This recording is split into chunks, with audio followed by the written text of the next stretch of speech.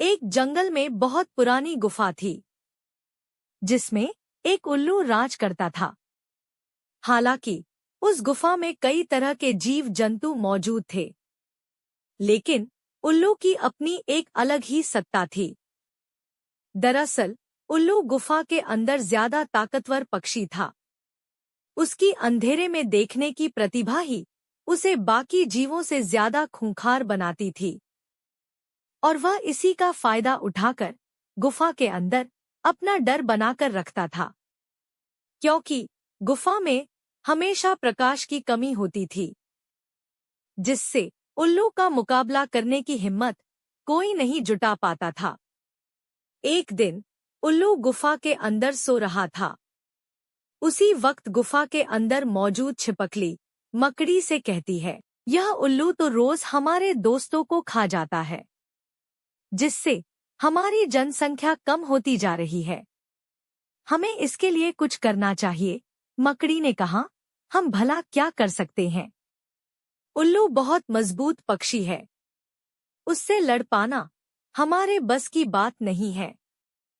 तभी छिपकली मकड़ी को सुझाव देते हुए कहती है, क्यों न हम बाहरी जीवों की मदद लें, ताकि इस उल्लू के जुर्म से हम लोग आजाद हो सकें। मकड़ी को छिपकली का सुझाव बेहुदा लगता है, क्योंकि मकड़ी गुफा को ही अपना घर समझती थी और बाहरी जीवों पर उसे भरोसा नहीं था। यहाँ तक कि वह गुफा के बाहर दूसरी मकड़ियों पर भी विश्वास नहीं कर पाती थी। उसने बचपन से ही केवल अपनी गुफा के अंदर के जीवों को ही अपने आसपास देखा था, इसलिए उसे केवल गुफा के जीव भरोसेमंद लगते थे। मकड़ी और छिपकली की बातें चल ही रही होती हैं। अचानक एक मक्खी बाहर से आकर मकड़ी के जाल में फंस जाती है। मक्खी के फंसते ही मकड़ी उसका शिकार करने के लिए उसकी तरफ बढ़ने लगती है, लेकिन मक्खी उनसे कहती है, तुम मुझे छोड़ दो, मैंने तुम्हारी और छिपकली की सारी बातें सुनी हैं और इसलिए अंदर आई हूँ, क्योंकि मैं तुम्हें उल्लू के आतंक से छुटकारा दिलवा सकती हूँ।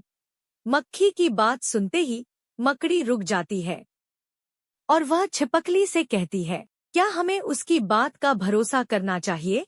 तभी छिपकली अपनी दोस्त मकड़ी से मक्खी को एक मौका देने के लिए कहती है और अगले ही पल मकड़ी अपना जाल मक्खी के ऊपर से हटा लेती है। मक्खी जाल से छूटते ही गुफा के बाहर भाग जाती है। उसे भागता हुआ देख मकड़ी को बहुत गुस्सा आता है और वह गुस्से में छिपकली से झगड़ते हुए कहती है, इसलिए मैं गुफा के बाहर के जीवों पर विश्वास नहीं करती। इस घटना के कई दिनों बाद मकड़ी को पता चलता है कि आज रात उल्लू छिपकली का शिकार करने वाला है। वह तुरंत छिपकली के पास पहुंचकर उसे उल्लू के खतरे से आगाह करती है। छिपकली मकड़ी की बात सुनकर डर जाती है और वह बचने के लिए मकड़ी के जाल में छुपने की कोशिश करती है, लेकिन मकड़ी का जाल उल्लू से छिपकली को कैसे बचा सकता था?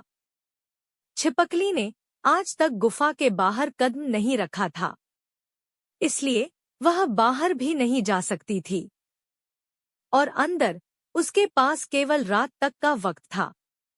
मकड़ी छिपकली को दिलासा दे रही थी कि शायद उल्लू भूल जाए और वह तुम्हारे अलावा किसी और का शिकार कर ले, लेकिन उल्लू की याददाश्त बहुत तेज होती है। वह भला कहाँ भूलने वाला था। रात होते ही उल्लू छिपकली की तलाश में अपनी गर्दन चारों तरफ घुमाता है और उसकी नजर छिपकली पर पड़ जाती है। वह तुरंत उड़कर मकड़ी का जाल फाड़ते हुए छिपकली के पास पहुंच जाता है और जैसे ही छिपकली पर हमला करता है, उसी वक्त गुफा में हजारों की तादाद में जुगनू उड़ने लगते हैं। इतने सारे जुगनुओं की लाइट देखकर उल्लू की आंखें चकाचौंध हो जाती है, जिससे उसे कुछ दिखाई नहीं देता और छिपकली उसके पंजों से बचकर निकल लेती है। मकड़ी और छिपकली कुछ समझ ही नहीं पा रहे थे कि उनकी गुफा में इतने सारे जुगनू कहाँ से आ गए। अचानक मकड़ी को जुगनुओं की भीड़ में वही मक्खी दिखाई देती है, जिसे कुछ दिनों पहले ही मकड़ी ने अपने जाल से छोड़ा था। मक्खी मकड़ी और छिपकली के पास आकर उन्हें बताती है कि अब तुम लोगों को चिंता करने की कोई जरूरत नहीं। मैंने हमेशा हमेशा के लिए तुम्हारी परेशानियों का हल निकाल लिया है, क्योंकि अब ये जुगनू हमेशा इसी गुफा में रहेंगे। मक्खी बात सुनते ही छिपकली और मकड़ी खुश हो जाते हैं और उल्लू को मजबूरी में अधिक रोशनी की वजह से गुफा से बाहर भागना पड़ता है, जिससे गुफा उल्लू के आतंक से आजाद हो जाती है और सभी जीव जंतुओं के सर से खतरा टल जाता है।